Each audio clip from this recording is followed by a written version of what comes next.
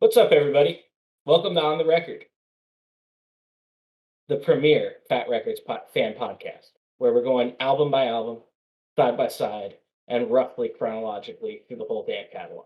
I'm Ben, and I'm joined by Alex and John. Cheers. How you guys doing? What's going on, man? Doing well. How about you guys? Doing all right. Yeah.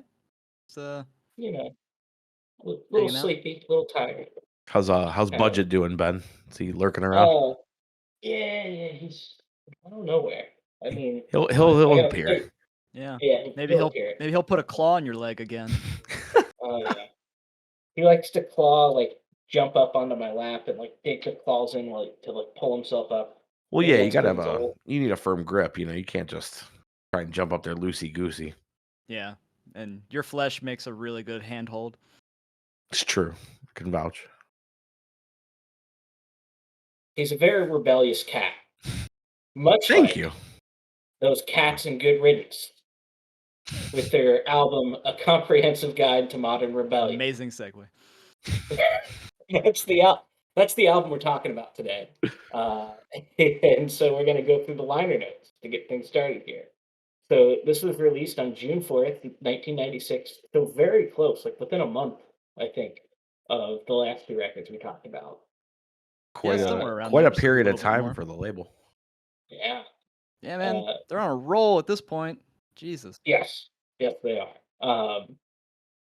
So the band lineup is Chuck Platt on bass, Sean Stellers on drums, Luke Pappage on guitar and backing vocals, and Russ Rankin on vocals. It was recorded at the Razor's Edge Recording in San Francisco, California. Engineered and produced by Ryan the Hog Green. It's a Do you heck of think a that's nickname. I love do you how think they that's just everybody gives him a different nickname. is that a dick reference or I'm sure Chuck Platt saw his dick and was like, Ryan Green's got a big dick. Like it just seems like a Chuck Platt like the limited interactions it feels like a dick joke kind of guy. Okay. I mean, I would hope it's not like some comment on his eating habits or Yeah, that would be size or something like ruthless. That feels out of Yeah, character man. for Good Riddance, though. I feel like Yeah, Yeah, yeah. man. They've got to be complimenting his dick size. Don't punch down. true. Okay, so we're gonna get into side one. So you want to just take it from the top, guys? Yeah, let's do it. This is definitely Good Riddance jumping to the next level. Yes, big time. There's so much more character on this record than there was on the last one. Like in every way, they really step it up on this one. Weight of the World kicks off with a They Live sample, which I thought was pretty cool. Uh, and it's really fast off the bat, and probably my favorite song off the record. It definitely is one of the highlights. I feel like we say quintessential opening track a lot on the show, but it's true. Like I feel like I don't know who's sequencing these records, if it's Ryan Green every time or what, but every opener has been, pretty rock solid for the last, I don't know how many albums. And this is absolutely no, deviation from that. Yeah. Yeah, I really like the What are- song, but I don't know. It's definitely, I don't think it's one of my favorites, but I do really like it. It's funny. I Like just had a thought, What's up? a very strange thought. Has any fat band ever tried to just write like an A side of opening songs and a B side of closing songs? ooh. Like some Inception shit. That Like sounds somebody that just goes 0 to 60 for the first half of the record, and the second half is just like a total jam. Yeah, yeah. I mean, it sounds like something NoFX would do, but It honestly, does. it sounds more like something Mean Jeans would do, because they did that entire record of jingles, which is ridiculous, Oh man, that's really funny. absolutely absurd. But it's pretty funny. The a lot of the lyrics on this record I've noticed it's like 2 or 3 themes largely. It seems like it's like either songs about like sticking with your people and like supporting your friends, or they're like about girls largely. And this one is definitely in the supporting people through a hard time sort of a thing. But I can't help but feel like this is just the Friends theme in a hockey jersey and Vans. Like it's just super upbeat and catchy and like I'm gonna be there for you. I mean, I couldn't tell if it was, Yeah. like, about friends or if it was about, like, a parent and child relationship. Yeah. There's a lot of the songs like that where it kind of you can throw a few different angles at it and they all sort of work. Yeah.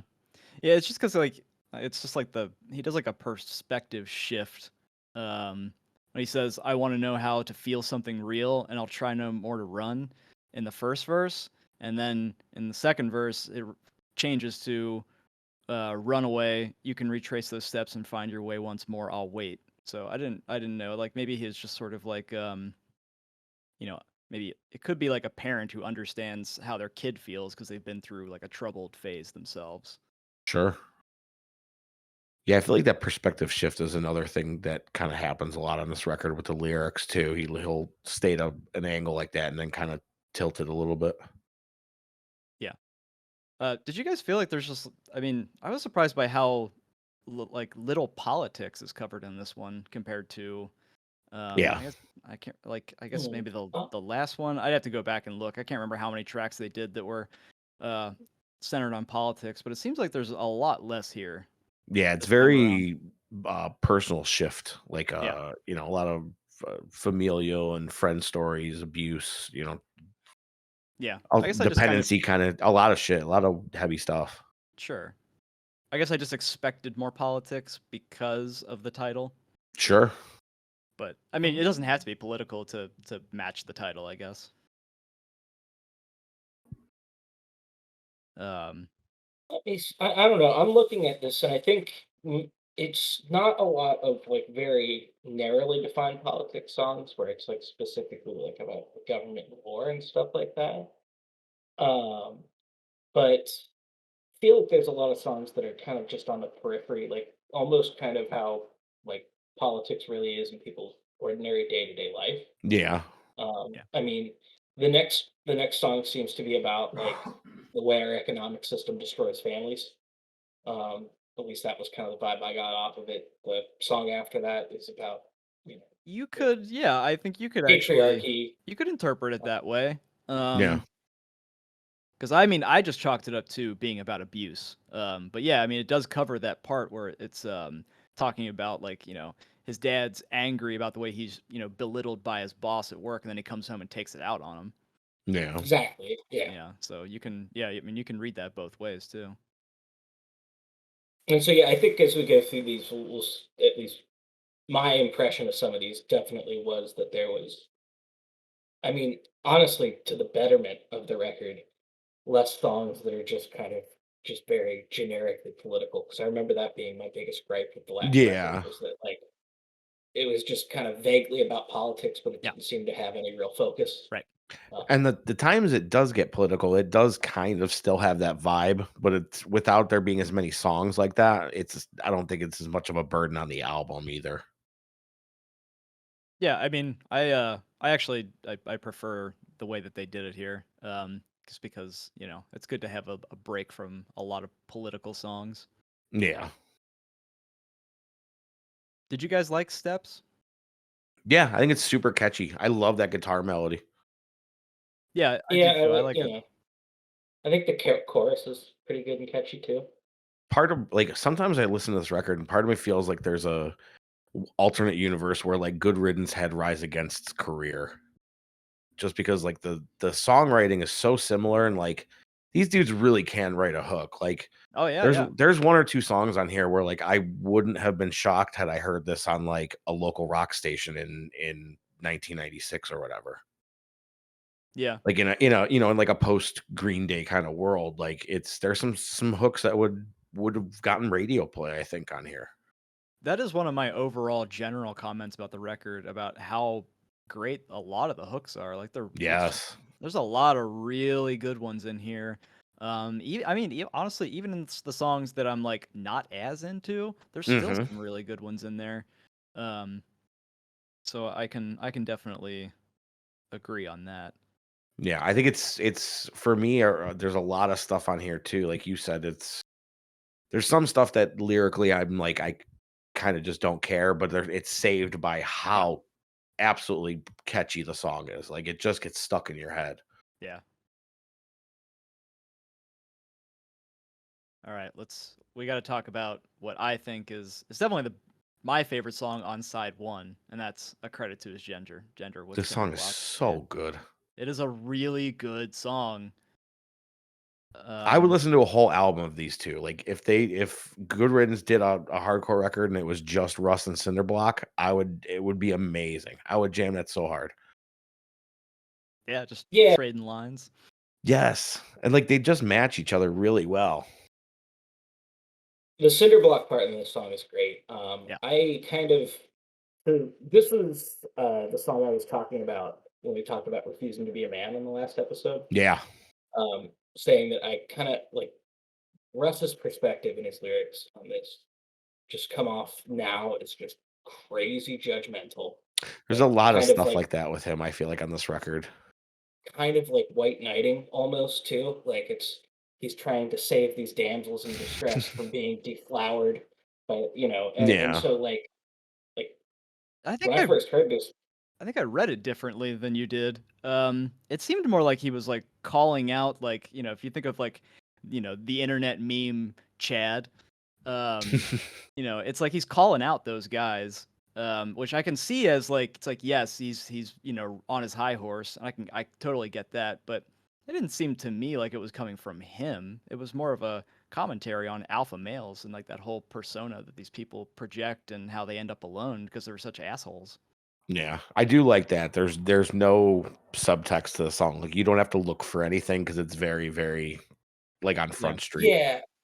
So I agree, but I kind of feel like at the same time, like all men are like there was not as much of like an introspection about this from Ruff here relative to what you get on refusing to be a man. Oh, Uh, yeah, yeah. I think it is literally just him like calling out that type of person. Yeah. yeah, yeah. I guess that I don't know. I mean, I liked it a lot when I was 16, but now at 36, I'm just kind of Yeah, it doesn't quite you know, sit the same.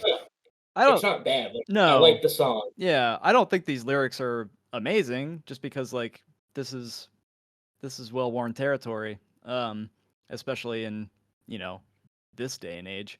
But I guess the one part that I was kind of like, okay, I could see that's kind of maybe a problematic is the line, "You call her a whore, she's just the same as you." Like, that's No, judgmental a little bit. oh no, I like that. Oh, I okay. think the Wow. cinder block part counteracts it way better here because like it she's just pointing out like look you're just both people that like having sex with other people like Yeah. you shouldn't be like belittling Right. Yeah, there's Right. her for doing it when you're just as much taking part in it. and it And shouldn't so even be I an issue to begin with. Like, yeah, Right. Right. exactly. Like I don't know, I just feel like there's some like angry white knight energy coming from Russ in this song Oh, yeah, yeah. I mean, he's and cinder blocks part I think is like what really kind of brings it all together and yeah. saves it. Yeah, yeah. she's the highlight of the track and one of the highlights of the album for sure. Well, the other thing too is like, I'm saying this with like 2022 eyes about like a Absolutely. song about casual sex, whereas like the opinions he was expressing here, I think weren't really that, you know, Commonly held. probably well, they weren't commonly held, but they also probably weren't considered like they were considered very progressive views Oh at Oh, the yeah, time. for sure. sure. You Yeah. know what I mean? Yeah. It's Definitely. just that I look at it now and I'm just like, but I assume he's grown a ton since Oh, they were yeah. probably still very young when this record came out. Yeah. I mean, I don't know how old any of these guys are now or whatever, but I assume they're just like probably around the same age as a lot of the other bands that we've been talking about, and they're in their 20s most likely. Um, did either of you think that the intro to this song with like the bass and the drums and like that sort of like that build up before it kicks into gear, it feels like to me it just felt so East Coast hardcore, and it reminded me almost of something that like the Bouncing Souls would have done early on. Oh, I could totally see that. Yeah. Yeah, it just Yeah, really yeah, struck it's me. There's a lot I, of I like really weird like little that. flashes of stuff like that on this album where they Yeah, like you get little like little tastes of like other bands. yeah. I think this is like this record's a really good sort of like combination of uh East meets West in terms of the hardcore. It Yeah, it I could totally it say mixes a lot of that mhm. stuff. It's like it takes a lot of ideas from stuff you'd hear from the East Coast and mixes it in with the West Coast sound, which is really cool. And I think that's part of what makes this record so good. Absolutely. Yeah. Yeah. So, trophy. I was joking with Alex that all I had written down about this was great song. And so I looked at that and I thought to myself, can't even remember how that one goes. And so I listened to it. It's 36 seconds, And so I yeah, was it able just to goes. Yeah. quickly do it. And it's a great fast song, short song. Yeah, Which my never notes never a were problem. my notes were no subtext here either. Blistering No. hardcore, Black Flag, and blast vibes. Yes, yeah, the distorted vocals. Yeah, Uh, would have been cooler if they had employed some of like the kind of like off kilter time signatures from yeah, like it would have been yeah neat to hear a weird like stop start kind of thing thrown in there. yeah. Yeah. Yeah, I really this is one of my favorites from the record. Just because it's at this point you guys know I just like when the songs are super fast and super short. Yeah, Um, but it's just like a really great like fast hardcore song that breaks things up a little bit because they use a lot of like vocal hooks and a lot of these songs, and then you get this one that's just straight to the point, and I really like Mhm. that. Um, I also noted there's some like clever use of wordplay in here. There's a line that says, uh, um, "I'm your failure, your mistake, because I failed to break the tape." It's just like an interesting way to say that he's not a winner. Uh, it, that like brings honor and prestige to the family. The one thing I noted about I mean, clearly, like the obvious interpretation of this, right, is that it's about like a parent that put like a lot of pressure to Yeah. succeed on him, and Yeah. uh, but the pressure from above. I mean, clearly that can come from a parent, but like I don't know, I kind of like songs that like talk about God as like father sort of thing, yeah, and Mm, like with the pressure to not sin or something stupid like that, or follow all the rules of the church, right? Like, yeah. Yeah. you could look at it from that perspective here. Yeah. Uh, but ultimately, don't treat your kids like shit. yeah. Just help them be the best they can be, and Don't project your shit onto them. yeah. So Succession is a warning, not a manual. Well put. Well put. don't send your dad a dick pic. Yeah, definitely don't do that. I mean, You were the talking about the snort. show Succession, right? Yeah, yeah, Okay. I was gonna say that the snorting of SSRIs is, I think, the weirdest personality trait for Roman in that show. Sometimes you need that shit quick. Let me grind up some Zoloft and take it straight to the brain. Ugh. Oh man. Uh, Up and Away. Thought it was a pretty good song. Yeah, Yeah, I think this one's pretty good. Um, and like lyrically, it's just about alcohol abuse and how it wastes people's potential. yeah. Um, Initially, I thought it was maybe like an edge break song, but then I realized it kind of shifted more to just a general dependency and like overall vibe. Yeah, it seemed to like also be about how like the pressure to succeed is driving people to do this, and then it just causes them to be unable to keep up. Um, I mean, I was getting a bit. There's a couple lines here where he says everyone was so confused, but your friends all played their part, and I thought that was interesting just because, I mean, I guess I don't. This it's totally possible that I just don't pay close enough attention, but any song that's about this, you don't usually hear people call out the friends. Yeah, it's like Um, a little yeah, shot at the enablers. yeah, yeah, yeah, it's like it's calling out the peer pressure, which is like very real. Yeah, Uh, oh yeah. like we've all experienced it. It's like and it's never meant to be, well, not usually anyway, like depends on the type of person that you're hanging out with, but like most of the time I would say it's not meant to be like, you know, you're Aggressive. being a dick, like it's like you better drink, but some people like to do that just to because it's kind of fun to egg people on. Sure. But if you know that somebody has a drinking problem, you don't do that. don't Yeah. don't do That'd be that. a real dick Yeah. move.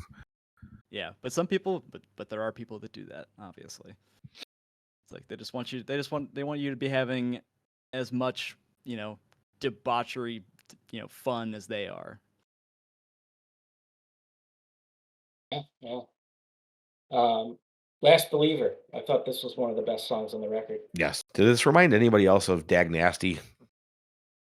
Oh yeah, Yeah. I can Even the definitely- beginning kind of sounds sort of like Values Here. It has that same like rolling opening, and then like the riff kicks in, and for just for a second you can kind of hear Dag Nasty there. Yeah, I could see that for sure. Yeah. This is another time where I think that Russ gets a little too high on his voice. Yeah. Just calling himself the last believer. He does still care though, so there's a lot to be said for that. The other, like, I love the song. The other thing that I have a problem with on it though is I just I see a lot of times like government being conflated with military and police, Mm, and I think that I think that the constantly conflating government with like the worst aspects of it uh, ends up making the government an even worse actor. It ends up making like people just act in a way as if, well, they're terrible, so who fucking cares, right? Like it kind yeah. of fuels an apathy Oh about yeah, totally. Yeah.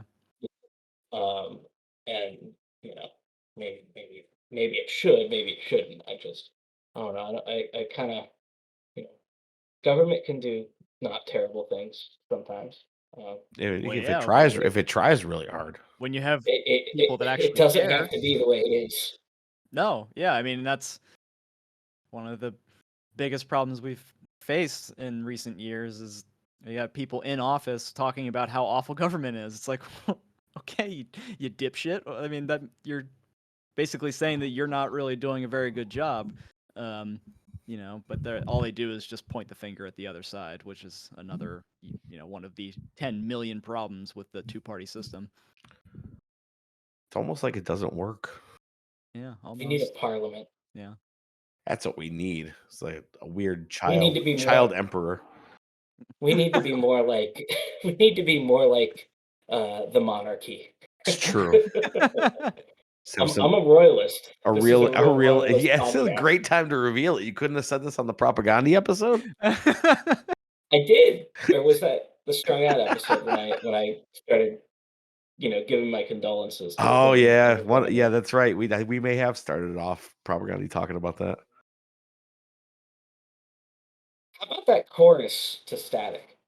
Dude, this song is so dramatic in the best possible way. Like going full on like personal with this record, Russ just starts writing some of the most like purple, flowery, like just expressive like punk poetry. It's really Yeah. kind of great.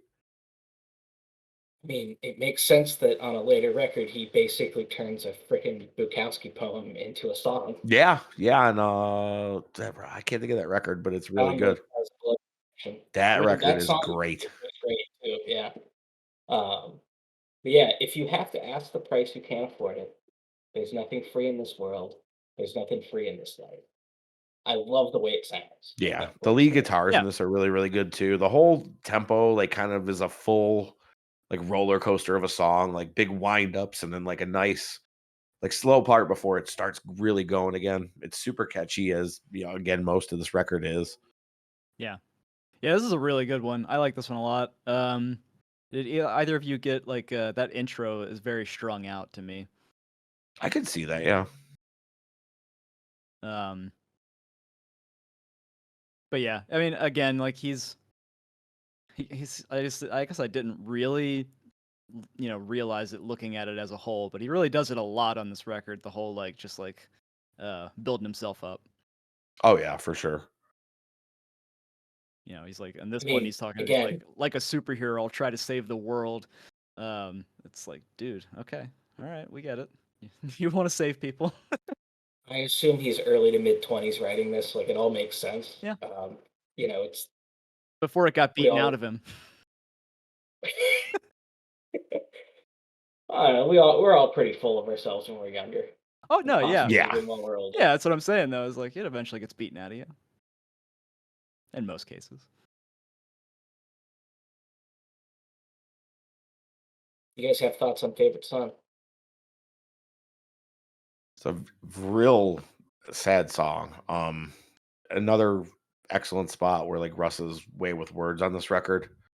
Not that it makes it any more palatable, but it's I don't know, it makes it more relatable, I think. I can see that. Did either of you guys get the impression that he was kind of advocating against psychiatric drugs? My big question was, did you get the impression that yeah, is he against like self-medication? Like because he mentions pills, or is he Yeah, against like doctors like allegedly like over medicating patients? Or yeah, is it like it felt I kind thought of vaguely that's how I read it. I read antidepressant? it. No, I read it. I yeah, read it as like pushing back against like people that are doctors that are so quick to Yeah. dope people up, as we've seen, like, just in more recent years, it's like finally there's actually some accountability being taken on that whole thing. Um, it's this may have actually been before that even happened too. The OxyContin like flooding of Yeah, prescriptions with yeah, I think OxyContin it would have been. because the regulations that let them start doing more of it, I don't think were to like late '90s, early 2000s. Yeah, like, Uh, for some reason, 98, 99 sticks out as being, like, the big, like, boom for all that shit. yeah, it was around when everybody suddenly had them. Yeah. Yeah, and you started seeing all those I mean, MTV, of all places, was even showing, like, those true life specials about the damage it was doing to people and stuff like that. Yeah.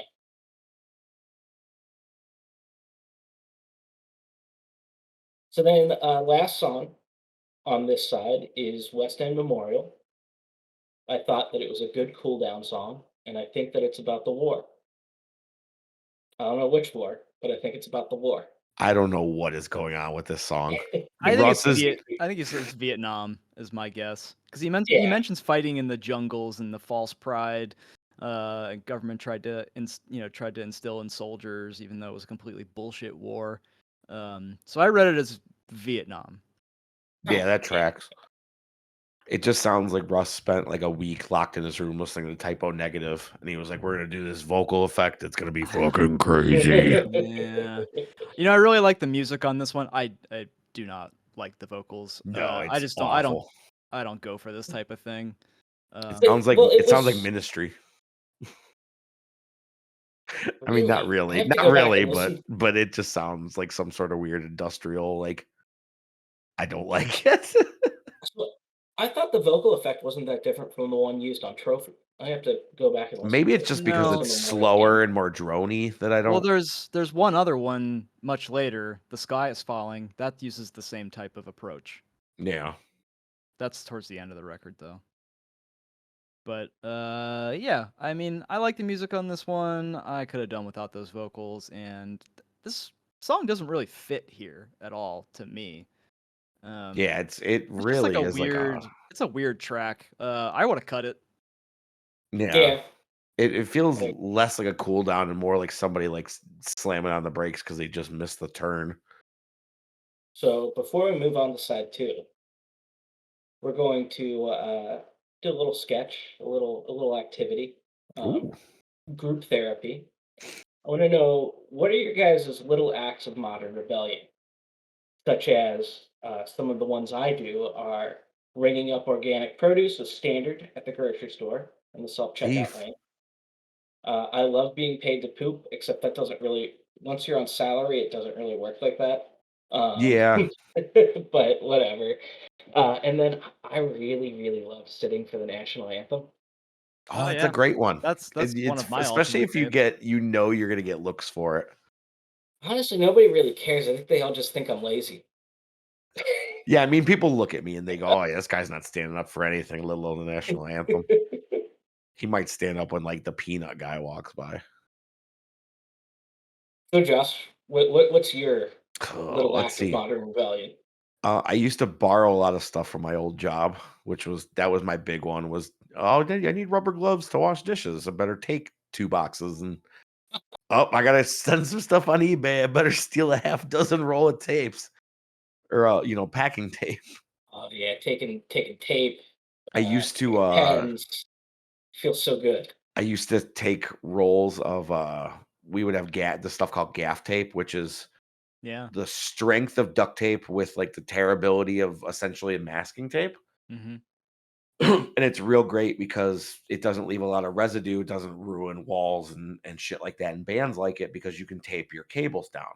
So I mean they're like expensive. Like the rolls were like probably that thick, like $30 a roll, maybe something like that. If I had to guess out of like an industrial catalog, I would just steal like one every other week, throw it in the trunk of my car. And Damn. then I would be at a show and I'd be like, whatever band, I'd be like, "Hey, do you guys need gaff tape?" And he'd be like, "That's like gold for bands. You have no idea. Like this stuff's so expensive." So I would just like dish it out to like my favorite Oh bands yeah, as like a thank you, like that's awesome. a practical gift. Wow. Like, Office supply theft is so fucking cool. Dude, it's so gratifying. oh yeah. When I quit, I was like, "Well, I'm never gonna do this again, so I better get some more tape and gloves." Yeah, I had a job years ago that I would definitely take advantage of the fact that like we had the ability to we do mock-ups of stuff, like packaging and shit. So Mhm. being a designer, and like and like plus we had like a really nice like printer, like digital printer and stuff. So if I when I was out there like looking for more work or just like trying to like print my own stuff for some event or whatever, I just printed there. I just show up early and just use all the shit, and Would you guys have one of those big wide format printers too? it was massive. It was gigantic. Oh, that's fantastic. Even Yeah. better. So I would just like I mean I made like hundreds of business cards using like at that Yes. place. I just like and then people would get the business cards and be like, "Oh, what did you do? Like how did you get this printed?" And I was like, "No, I made it. Like I like Yeah. actually like put the adhesive on the print and I put it down on the cardstock and I cut it out by hand and people love that shit." Oh, hell yeah. So, I got paid shit at that job. So that Hey, was man, I'm perks. making up for it, And then of Sometimes course, you get paid in perks. yeah, but Sometimes you get paid to poop. That too. sometimes, Sometimes you get paid in perks, sometimes you get paid to poop. yeah. All right, so I think we'll move to side two. We're Cool. gonna do a little game when we get to the gap for rival records. But for now, I think we should jump into side two. So Sounds good. this is light. This is so light. This is light. I don't I thought it was all right. I didn't It's think it was that fine. great. Okay. I could do without it. It's fine. It's very Edgar Allan Poe-y. It's very, like, morose and sad. It's very sad. Russ is very sad on this record. He definitely went through a breakup because he wrote like a bunch He's of songs yeah. about it. This dude is super sad. Yeah. Maybe not now. Like, he's probably pretty happy. I think he's, like, a hockey, scout and stuff, but, like, in this period of time, Russ is very sad. Yeah. This song, yes, I'm with you guys. This song is that's fine. Um, it's definitely one of the slower ones here. Yeah. But I don't mind the chorus. The chorus is decent. But other than that, I just didn't really have much to say. Also, my notes app totally like deleted some of my notes. So even though I've taken notes on this record now 3 times. Oof. Yeah. Gotta love redundancy or Yeah. apparent lack thereof, I guess. It doesn't matter. This song's fine. I have Did the you same guys feeling in the good. just gonna say, did you guys feel the same way about Bittersweet? How'd you know? because because Russ is still sad, except this time it's about girls. My one comment about this song was, other than all right song, was quality seems to be starting to dip on side two. Yeah, Um, side two. was how I was feeling listening here. Yeah. Yeah, this one sounded like more like a Lagwagon track or something to me. It does kind of have that vibe. Yeah. It just seems kind of like this is, when I think of a band doing the typical Fat Wreck sound song, this is the song that I think. This is that kind of song to me. I can see that. Yeah. Yeah. I mean, honestly, you could have cut this one because it's the lyrics between this one and Think of Me are like the same. Yeah, there's a lot of that. Like I said, there's like 2 or 3 main themes on this record, and it just kind of cycles through them every few songs. Yeah, it does kind of feel that way. I would even say go as far as to say Token Idiot is the completes the trio of these I'm very bummed songs. Can we please just take Russ on a hike? And like get him into nature and just out in the sun for a couple hours. You'll feel so much better. You know, we'll listen to Kiss records and he'll have a great time. I like the chorus to this record. But you can see me. This isn't my reality. It's just the way things go for us. Like, in particular, the sound of it. Like as I say the lyrics Yeah. out loud, Right, yeah. Right, But like yeah. the chorus part sounded really good on this. No, that's if this band can do anything well, it's hooks and Yeah. choruses. Yeah. Yeah. Yeah, I mean, I think this I like this track. It's not like a standout to me, but I do like it. I think what's different about this one in terms of the lyrics is that it's definitely like another song about the person that broke up with him. Yeah. Um but it seems like he's talking about it from the perspective of like the ex had this like tendency to hone in on his mistakes and guilt him about it, which that's at least something different. Yeah. Um, yeah, it just to me, the way I was reading it, it seems like it alludes to the fact that the person that he was with, maybe didn't think his music career was gonna, go anywhere. Um, and then maybe he thought, okay, well, it's fine. You can replace this person with my career. That was my sort of read on it. So it's a little bit different, but it's not different enough to make it really stand out. But yeah, Yeah. Like a He's a man. success despite them kind of thing. right, yeah. What'd you say, Ben? He's a man with a plan. Yeah, he's got a plan. With- um, there was a Kinks cover. I like this cover a lot. I think it's super fun. I like when this band does, and it comes up again later, a cover song, but I like when this band does more non-traditional stuff for them because I feel like they leave a nice mark on it.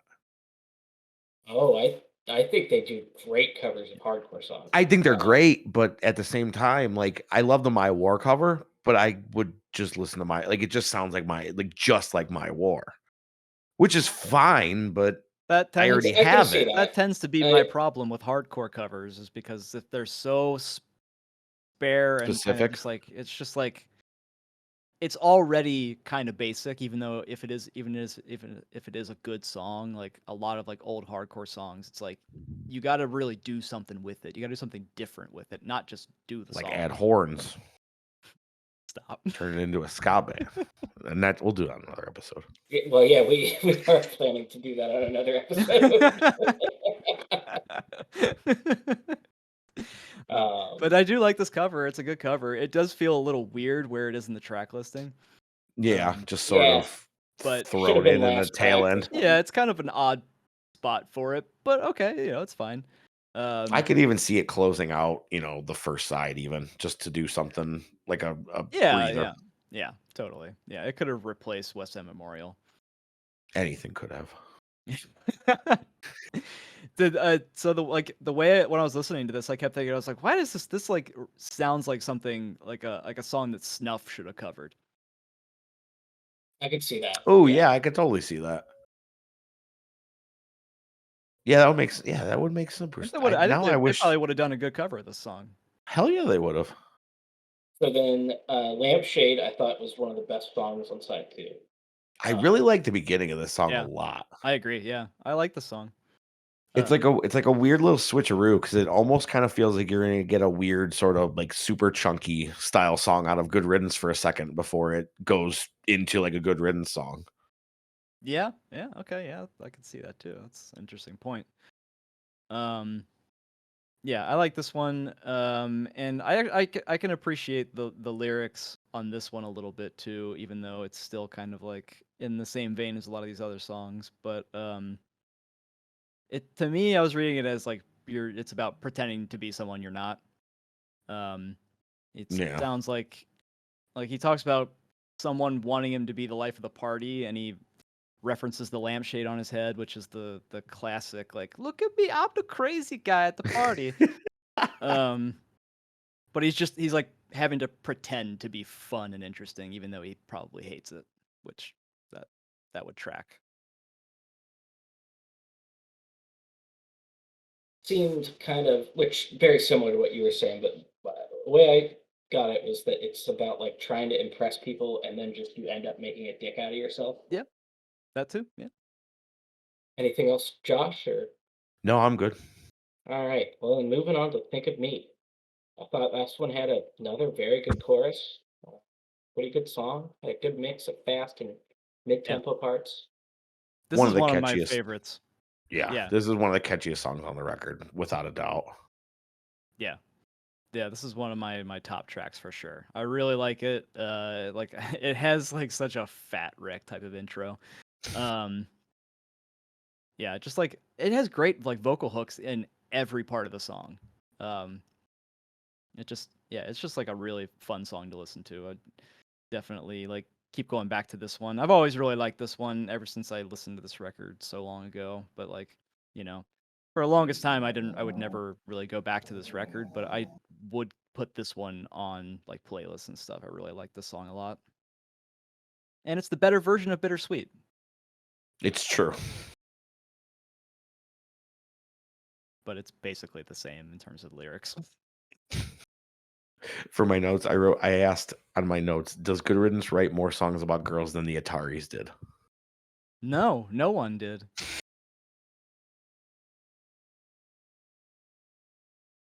Oh, guns are out. Oh yeah. Wardrobe I was getting, change.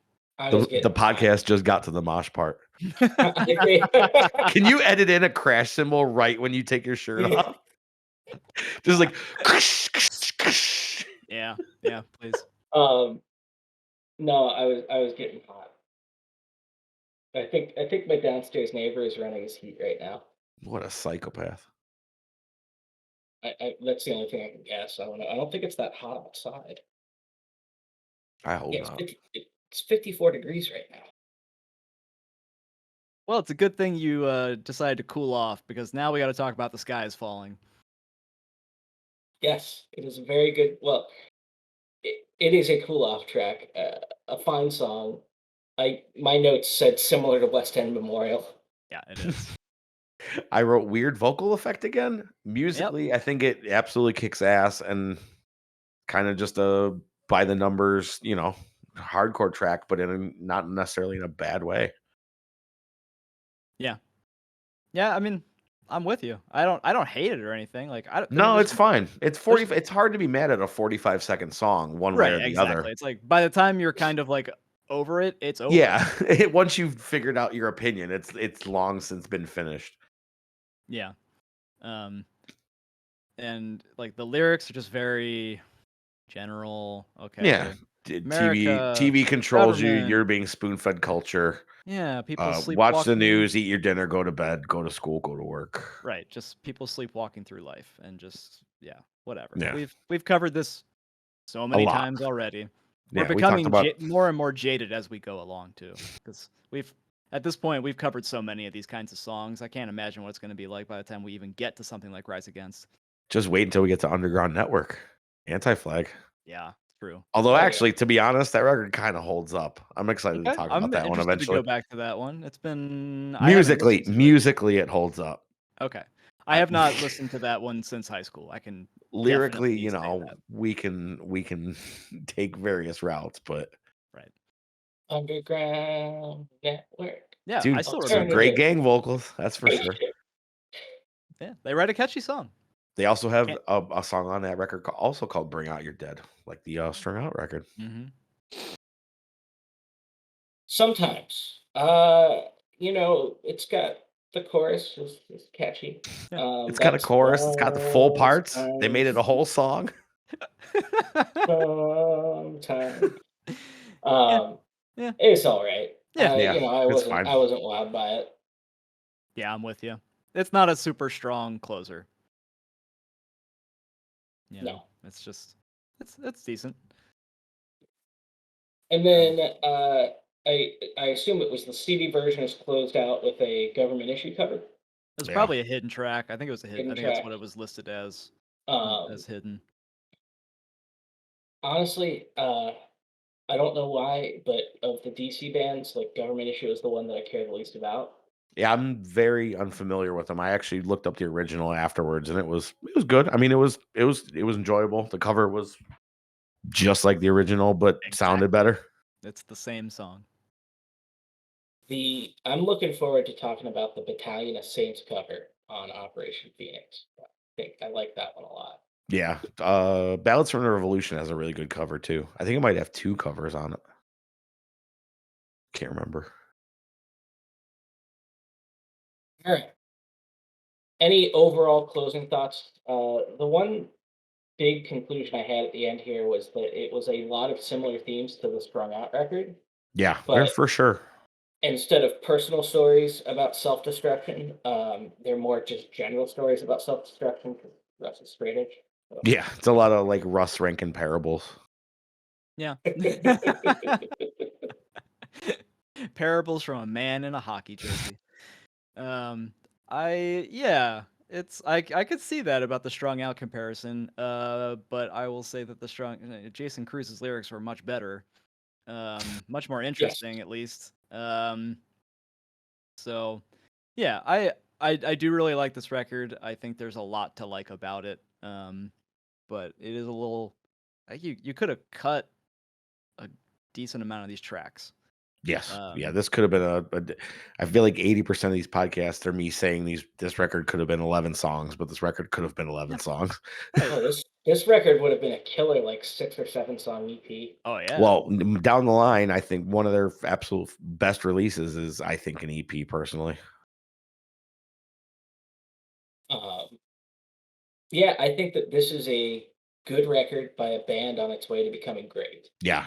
This Yep. is very much like like the Propaganda record, sort of a transitional album going from like this band doing very straightforward kind of political generic hardcore to a band that is going to be increasingly melodic and tighter and faster and louder and more of everything that we tend to enjoy about them. Yeah. My last question though is this guide to Rebellion, is it comprehensive? I don't think it is. There's little to no rebellion on this, honestly. Yeah, I see a lot of introspection. I see a lot of reflection. I see very little rebellion. I see it's comprehensive, covers a lot of topics, sort of Not girls really.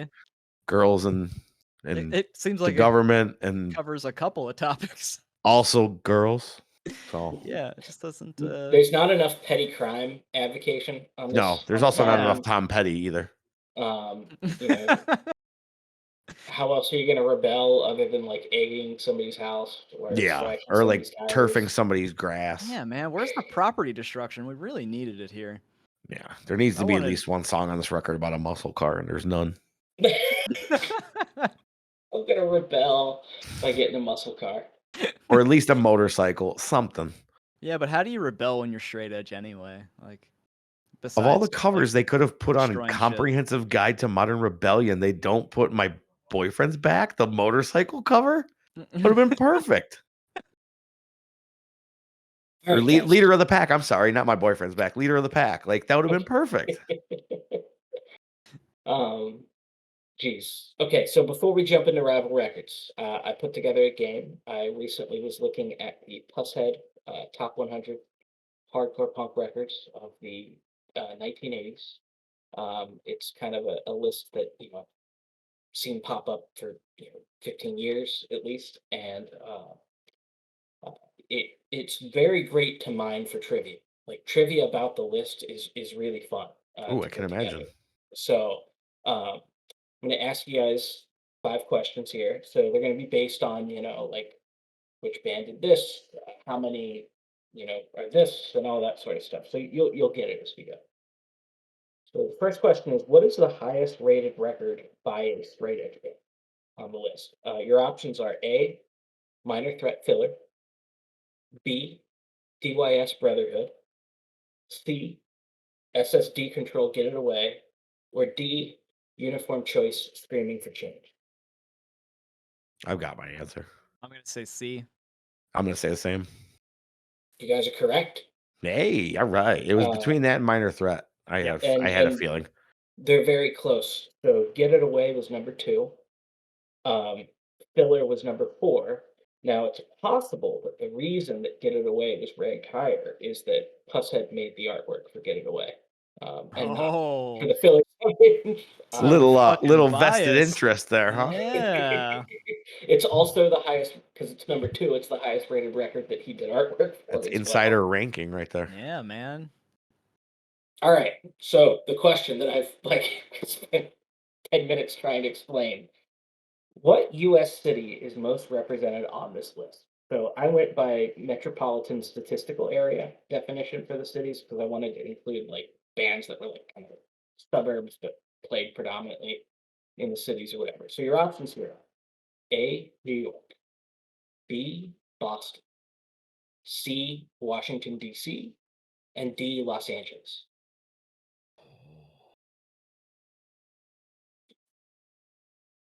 Mm, I mean, I'm still gonna be taking a wild guess here, but I'm gonna guess New York. I want to say New York, but I'm gonna go LA. Josh was right. It was LA, but Was it it was very LA? close. Okay, yeah. It was very close. So the Like numbers in come. my heart, it should be New York, but I feel like Right. it's like Yeah. LA seemed like the right answer. Yeah, he had a lot of LA stuff. So New York had 10, as best I could count it. Now, I mean, like I tried to count multiple times to make sure I wasn't screwing anything up. I think these are accurate, but they may not be. But New York seemed to have 10. Boston had 7. Okay, DC also had 7. makes sense. Although DC's fun because Discord put out an LP that compiled 4 7 inches that it had put out in its early years, Oh, and he okay. put that on the list. Oh, cheater. Yeah, I Well, guess I it mean, is. I It's think he kind of was like thinking about this. calling complete discography one of your favorite albums. Yeah. But I Uh, mean, it kind of counts ish. it counts. Los Angeles had 12. Oh, Yeah, Uh, that makes sense. yeah, so the interesting thing was though, early on, it looked like it may have gone differently because in the top 25, Boston and DC are much better represented than New York and Los I would Angeles. expect that, to be honest. Yeah, I mean, Especially like the top being DC. Like, Yeah. oh yeah, yeah. So it's like Filler, the Faith Void Splits, Flex Your Head, uh, two more that I'm blanking on, and then we've talked about a bunch of the Boston ones now as well. All right, so now we're gonna go abroad. This is interesting. Uh, Which non-US country is best represented? Hmm. A, Canada, B, the United Kingdom, C, Sweden, or D, Japan? oh, ooh, I'm gonna go it could D. be Japan. I'll say, just to have a different answer, I'll say the UK. It was the UK. Okay. Wow, interesting. And it really wasn't close. Japan was the second highest. Okay. So they had 7, Sweden had 3, Canada had 5, and then the United Kingdom had 19. Wow. Wow. Yeah. Re Okay. he really and it's weird too, because like, some of my favorite UK hardcore of the '80s did not make that list, but, like, he's just there were at least a couple bands who he did the artwork for, that the UK ended up on that list, I'm pretty sure. Alright, so now we're gonna bring this back around, It is in some way related to the previous question, um, but a fat wreck. Oh shit! I gave the answer away. The question was how many Fat Record bands are are featured on the list, and I said a Fat A. Wreck band. So which one is it? Yeah, who made it? Ooh. Yeah, don't give us the options. Yeah, I'm not. No, no, I'm not Okay. going to give you the option. I didn't write Hmm. it because I screwed the question up. Okay. Well, was it Good Riddance? No, Okay. It can't be no effects. I mean, no. no. You wouldn't consider it hardcore. Yeah, yeah. Earlier records. I mean, But the only early thing would have Those been right, but those with were the live Epitaph. album. well, so sorry. Let me rephrase this. Not a Fat release, but a band that Oh. has been on Fat Records. Oh, Okay. okay, gotcha. Yeah. Hmm. And the hint is it was related to the last question. Oh. I already forgot what the last question was. It was about international bands, so they're an international Oh, band. okay. Uh, So it's the Soviets. I Get knew the it. fuck out. Oh Oh man. man. Is it oh damn it. Is it like the Subhumans or some shit? Yes. Okay. Yeah. Oh yeah, there we go. Okay. Subhumans are high on the list. They're like near minor threat. I think Okay. they're number What 5. album? It was like one of the first 7 inches or something. Oh, He, okay. he clearly prefers 7 inches to LPs based on looking at the list. I Okay, remember so I remember being very young and buying a Subhumans album based on the artwork, and it was a solid choice. Was it? I mean, I can't get into that. I got lucky and got like the one or two that I liked, so it was a That's good awesome. first good initial buy at least. Okay. I don't think I've ever listened to the Subhumans and thought, yes, I want more of this. All right. So then the last question, same definition that we were using on the previous one. How many Epitaph bands are featured? Mm. Ooh. A1, B2, C3, or D4? I'll guess. Well, I mean, Epitaph had like a different kind of roster, so I'll say 3. Yeah, that's what I was gonna go with also, actually. Okay. You're both wrong. It was actually more. It Oh, was 4. 4. Okay. The 4 Wow. bands are Bad Religion, which is Mm. the only one that's an actual Epitaph release. Hmm. How Can Hell Be Any Worse is on it. Uh, they reissued Field of Darkness by Poison Idea, and Kings of Punk is Oh, featured on right. it. Hmm. SNFU, they put out records by SNFU in the 90s, and Yeah. uh, Wow. I think no one wanted to play or no one's left to play. Whatever the name of that album is on the list. And then I think one of the early Social Distortion 7 inches is Oh, also on the list. Hmm. Okay. everybody's gotta fall asleep to something. Hey man, gotta love those hard times and nursery rhymes, right? Ugh. All right. You guys remember Johnny Cash? Yeah, we do, Mike. That was the first one that I heard. The first song of them was that cover. Yeah, that cover and something off of that same album. Like there was like a single on that album that I heard. All right. So we got 2 rival records. They're both very good. Yeah, this is a They're, great episode for Out Records. they're both things that like when I was really into uh, Good Riddance when I was younger, I was also very into. So Yeah, these are um, very much like liner notes bands for me, where like I found out about them through like other bands, like thank you notes and stuff. so the first one is Redemption '87, their self-titled record. It was put out by New Age Records. For those keeping count, I believe this is the second New Age record we talked about. The first Interesting. being the first being Unbroken's Life of Regret. Um, and it's a great youth crew hardcore record. This It record features goes, man. Yeah, man. yes, It's features Eric Ozzie, who you may know from the Nerve Agents. One gripe I will say about this is, even though this record's great, I think I prefer All Guns Poolside. Same. Those songs are fucking phenomenal. Yeah, All Guns Poolside absolutely rips. yeah, we'll probably cover that one too.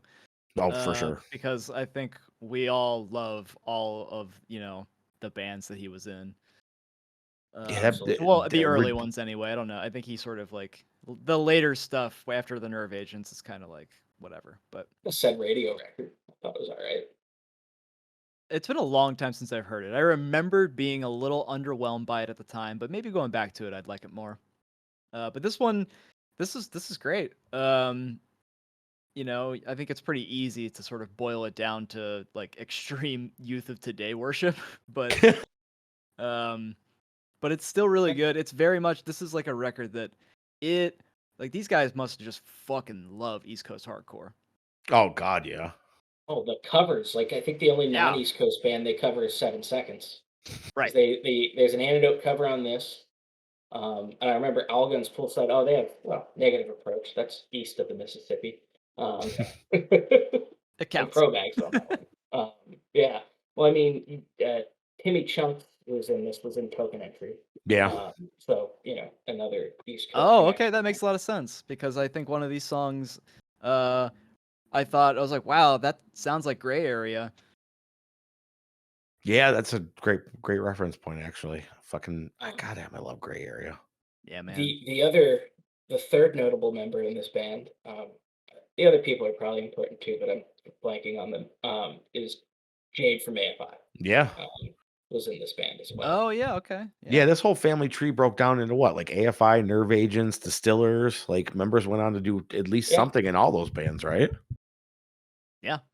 They went off and did all kinds of stuff. The Transplants. I mean, Yeah. all over the spectrum of talent. Connection. Pushead, I think it may have been the most recent album cover he did was for Travis Barker.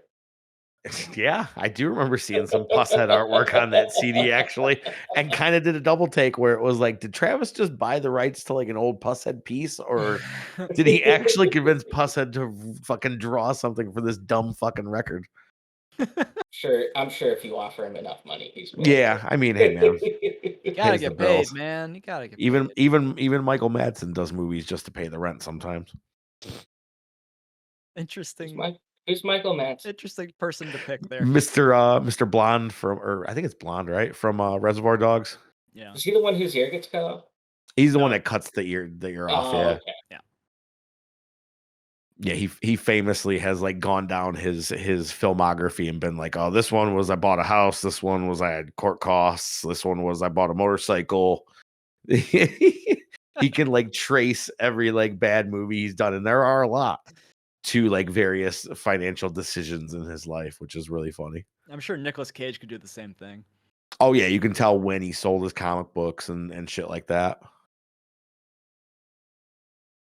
Okay, So- let's talk about the standout tracks here. What are Yeah. your favorites, Ben? I really like Rumor Mill. I really like Spidey Song. Yeah, that's one of my favorites. Cage View is great. Mhm. The Truth Is Out There is great. Yeah. And then I think Can't Break Me might be my favorite. Yes, that's the The one. That's the one, chorus to man. that's really fucking powerful. I like it a lot. Yeah, dude, love it. So I think we're pretty much in agreement on that. Yeah, I think so. I really like this record though. I think it's great. It's much better than I even remembered it being. Yes. Yeah. So it was fun to go back to it. I guess a fun fact, just in general, from my side of things, is that I own a copy of this on vinyl and it's unopened. Just because I don't even remember where the fuck I bought it. I bought it somewhere. I don't know. It was like at a show. Somebody selling a bunch of like it was like somebody there from like a record Sure. store that was like selling shit super cheap, like dirt cheap. And I saw that and I was like, what? Okay, yeah, I'll buy that for like $5 or whatever. But my record player has been busted for a long time. So I haven't like even attempted to open it, but at this point I might as well just hold on to it. But yeah, this is a really good record. Very, very good. Blind Participation is really good. About Face is one of my favorites. Can't Break Me. I mean, it's hard to go wrong with anything on this album, really. Yeah, Can't Break Me is the one that I thought sounded like Gray Area. Yeah, I could totally see that. You can see that. Yeah. This is, I think, probably my favorite record we're talking about today, too. Yeah. Same. Yeah, absolutely. Although I do like the next record, but I don't listen to it nearly as much as Redemption 87. Right. Uh, so yeah, the second rival record we picked for this was Ensign, The Direction of Things to Come. I believe Ensign and Good Riddance toured together. Yeah, Was there an Ensign Good Riddance split? Or I am I making that think up? there was a 7-inch, but I'm not positive. Oh yeah, you might be right. I know Ensign did a lot of splits, and obviously Good Riddance did quite a few. They did that great split with Kill Your Idols, but can't remember for sure if they did a 7-inch or not. But I would lean towards at yes. This is, I think, one of my earliest exposures to somewhat more contemporary hardcore punk. Like I had checked out like Black Flag, Minor Threat, lots of early stuff. Mm. Uh, and I remember kind of just thinking, I guess like there aren't that many newer bands that sound like this. Um, and so this was, I guess, yeah, one of my earliest exposures to things that like this that were somewhat contemporary at the time. Nice. Um, Not a bad record to jump in with, really. yeah, it's very good. And, this was kind of the era of checking out bands because their name was on a shirt. Oh yeah, absolutely. The design was good, or like a band that you liked wore their shirt. Oh god, yeah. um, it's a good record. I think that my favorite songs on this are Foundation, Where Did We Go Wrong? That was the song that I definitely heard as a young person, Yeah, pulling that's things the one off that of I recognize. Audio Galaxy or whatever the hell it was. Yeah. Um, Tourniquet is probably my favorite song on the record, though. I like It's that song it's a so lot. funny, I'll be honest, I didn't really like this record very much. It did really nothing for me. But the songs that you mentioned were the ones that I picked out as the ones that I actually did like. Yeah. Even though I had such a hard time with this record because it just I listened to it over 10 times and it just never really I was having such a hard time picking out songs. I didn't think any of it was bad by any means. I think it's done like really well, it's very competently played. Um and I like the style of music. It's just like not enough of it is there's no like real change ups in the way Yeah. everything's delivered. Um I've always been and a big Ensign fan, and that's always been the main complaint with those early stuff is it's very samey. Like it's they have not yeah, found their footing at this point yet, but right. it is still a great record. Right. Like Uh, it's well made. But it just didn't do anything for me. There's so many times I got 75% of the way through it and I was like, is this still going? It just wasn't really hitting for me. And then I look at the lyrics and that I thought maybe that would be some silver lining. And honestly, like again, not bad, but just Yeah. I just it's like, if you had a bingo card of hardcore cliches, Oh, dude. it would be full within, 4 or 5 songs. Absolutely, it would. yeah, Cast the First Stone is, I think, the best record they did. Yeah. That's a record with the song where they have Lou from Sick of It All? That's probably one of my favorite Ensign That songs too. song is so good. My Such a favorite is the album after, what is it? Price of Progression, right? Is Yeah, that the one that came out? that's the one on Nitro. I think actually the one before it might have been on Nitro too, but Yeah, yeah. I'm gonna have to go they went back to from them because they went I from Indecision to Nitro. I just I remember listening to it, and then when I listened to this, I was like, I remember this band being better. And I Yeah. just kind of figured that it was the later stuff that I was remembering, and I wasn't really ever into this one that much. Yeah, So if Price of Progression comes up in Rival Records, I feel like you would probably get a kick out of that record. Okay, I mean, like, and if It's they're it's gonna a band have, with these chops actually knowing what they wanna do and, like, okay, flexing yeah, songwriting muscles a little bit and stuff like that. that is one of the other things I wanted to say about this record though. Is like it feels like a band that's like, you know, ready to like put out a much better record. Yeah, mhm, Um, and after this, and because like well, you can see all the promise. They play really well. It's just yeah. I just needed more variation or something. you could even say it's the direction of things to come. Yeah, shut up. I'm not frozen, by the way, this is just my reaction to Well done. good about that. Yeah, I mean, I would agree with you guys. Like this record in particular is very mid. I don't think I would have. Um, I hate that word too, by the way, but I think this record to me is genuinely very mid. Yeah, it's Zoomer. dead center, straight. It's not good. It's not bad. Well, it's not great. It's not horrible. Like it's just good. I just have fond memories of listening to some of these Sure. songs while I Yeah. play Age of Empires 2 in the basement Nice, dude. of my mother's home in high school. Yeah. Referring to mid, I just want to know who are you taking in the inevitable war between the Zoomers and the Boomers? Which side? Which side are you on? I mean, I would not be sad if they just annihilate each other. I mean, I would be. There are Zoomers I would be sad for Mutual us to lose. destruction. But if I really had to like pick a side to survive, definitely the Zoomers. They seem really good at outsmarting Boomers And they have a better sense of and humor. creative ways. Yeah. Um, They can Boomers are actually use the internet. and boomers are still sending fax machine jokes, except they're on texts now. and Oh, Zoomers. Zoomers have I like mean, weird meme humor, so I'm all in for they. that. I can't tell if they have better values or not. Like It sometimes, all comes from and maybe. TikTok, so probably not. Well, I mean, their values in terms of materialism are terrible, like absolutely awful. They like, you know how kids put stickers on their laptops?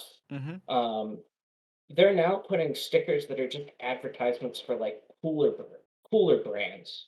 Well, these are the Like, same people that saw that one of the Kardashians was just short of becoming a billionaire and was like, "Let's get her over the line." Yeah, let's make sure she's steps on everybody. I think they're a diverse and wide group because, like, I want to say like Boomers or Zoomers as a the group is a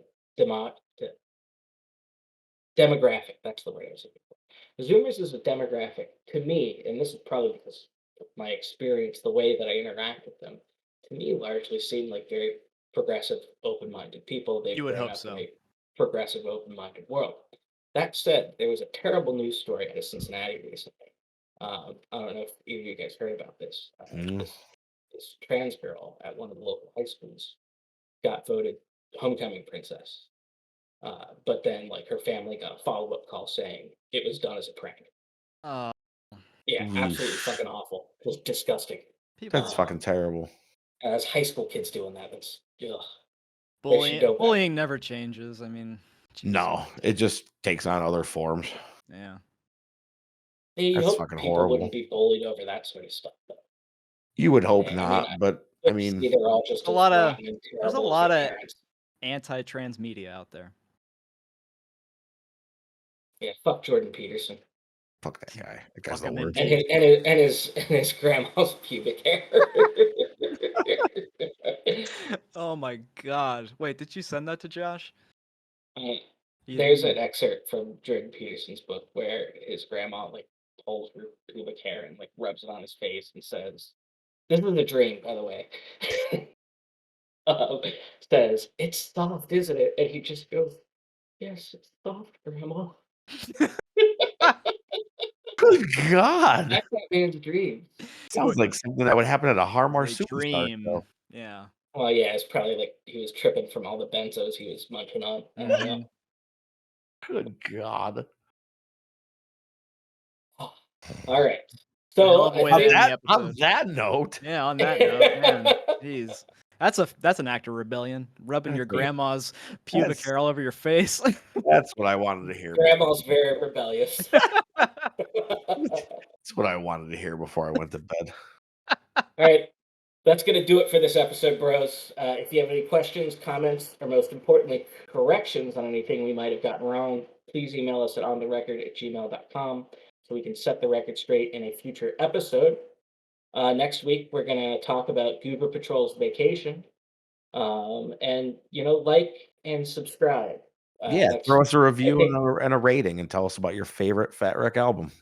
tell us about your favorite Fat Wreck album or maybe your least favorite. Just eviscerate one of them in the comments. Yeah, why not? Yeah, tear up face to face. Let's hear it.